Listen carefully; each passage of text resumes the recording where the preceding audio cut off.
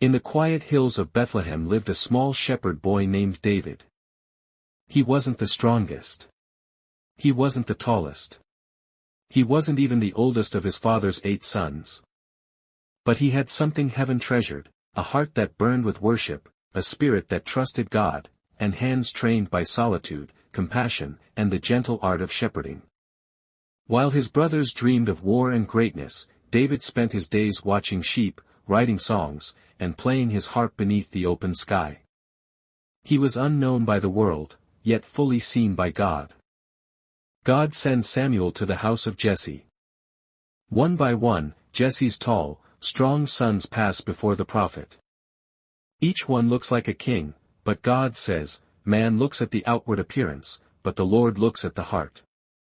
They bring David from the fields, sun-browned, bright-eyed, smelling of sheep and wilderness.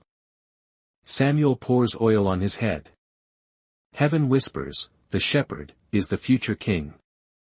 David is called to play music for King Saul, whose spirit is troubled. When David plays the harp, peace fills the room. The boy's worship pushes back the darkness.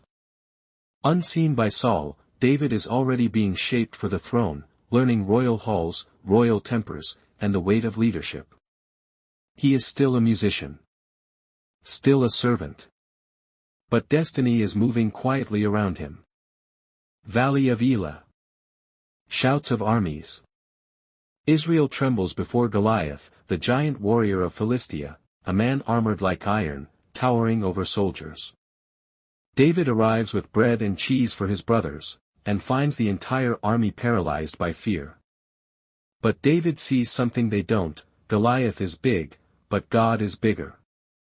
With only a sling, a few stones, and a faith larger than any armor, David runs toward the giant. One stone flies. One moment changes history. Goliath falls. The shepherd becomes Israel's champion. David's fame spreads. Women sing his victories. Men admire his courage. Saul grows jealous, so jealous he tries to kill David. David flees into the wilderness. He hides in caves. He gathers followers, outcasts, broken men, warriors of every kind. They become the foundation of his future kingdom. Even while hunted, David refuses to kill Saul. He chooses honor over revenge. Mercy over power. And heaven takes notice. After years of exile, Saul dies in battle. The tribes of Israel gather. They call David forth. And the shepherd boy becomes the king of Israel. Under his leadership, enemies fall. Jerusalem becomes the holy capital. The Ark of God returns. Israel flourishes in unity and strength. David expands the kingdom to its greatest borders. He is no longer the boy with a sling, he is the mightiest king Israel has ever known. But even great kings stumble. David sins. He fails. He breaks what God entrusted to him. Prophet Nathan confronts him.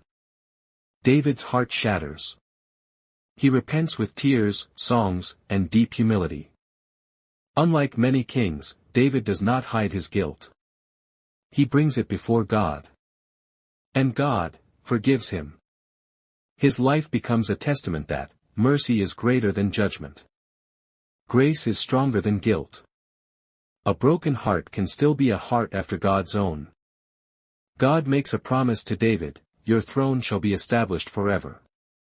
Through David's children, through generations of kings, through centuries of waiting. The promise travels.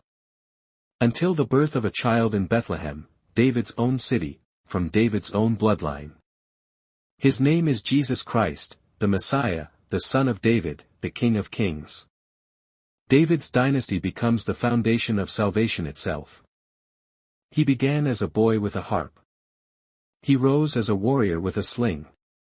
He ruled as a king with courage. But his greatest title was this, a man after God's own heart.